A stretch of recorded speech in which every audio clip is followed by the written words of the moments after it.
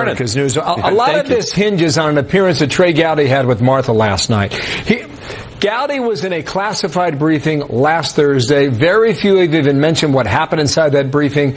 Here is how he explained it last night. It was President Trump himself who said, number one, I didn't collude with Russia, but if anyone connected with my campaign did, I want the FBI to find that out. It looks to me like the FBI was doing what President Trump said, I want you to do, find it out. So what Gowdy also said is that he saw, based on the hearing, that President Trump was not a target. What do you think of this now?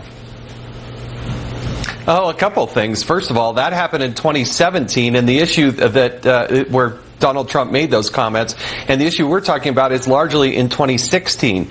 The other major thing that you have to understand is that this was, by all accounts, a counterintelligence investigation.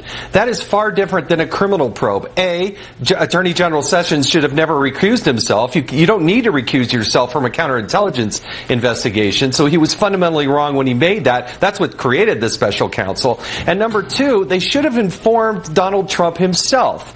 We as a country, we protect our presidential candidates. We give them Secret Service protection. We give them CIA briefings daily, even before they become the president.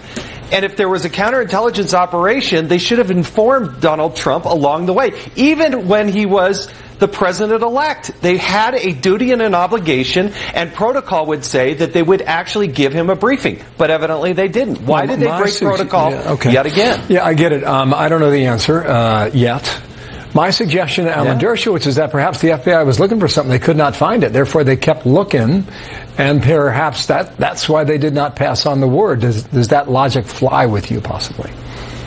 Absolutely does not. There is the Gang of Eight, which there is an obligation for counterintelligence operations to be briefed. You have a president-elect in Donald Trump, and as president, again, counterintelligence operations are briefed to the president. Why did they not do that?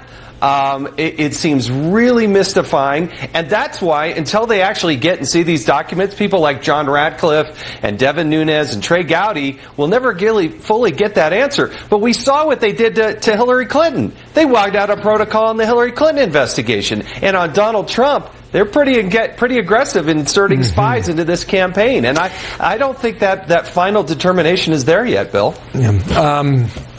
Would you sit for an interview now? Trey Gowdy suggests that, based on what he saw, go ahead and talk to Mueller. Alan Dershowitz says, no, do not do that. That's a bad attorney's advice. And he would not sit down. Quickly answer that, and I'll ask you about Jeff Sessions. I think there'll be a little bit of both, because I think Donald Trump, in his gut, really does want to talk to these people, but his legal team's going to have to set up the parameters for such a discussion. I think he will do it. You think he will? Mm-hmm.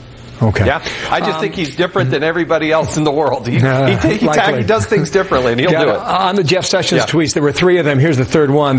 He's quoting Trey Gowdy. There were lots of really good lawyers in the country. He could have picked somebody else, end quote, and I wish I did. Jeff Sessions, has he got a target back on him again or not? Jeff Sessions, as the Attorney General, is there in name only. He's absolutely worthless. The sooner the President names a new Attorney General, the better. He should never have recused himself. He didn't need to in a counterintelligence operation. And we have major systemic problems at the FBI, and he's nowhere on document production, nowhere on these things. I mean, you got Rod Rosenstein running the place. It's time to get rid of Jeff Sessions. A long time ago. Jason, Jason Chaffetz, thank you for your time today. We'll see you again real soon. Thanks, Bill.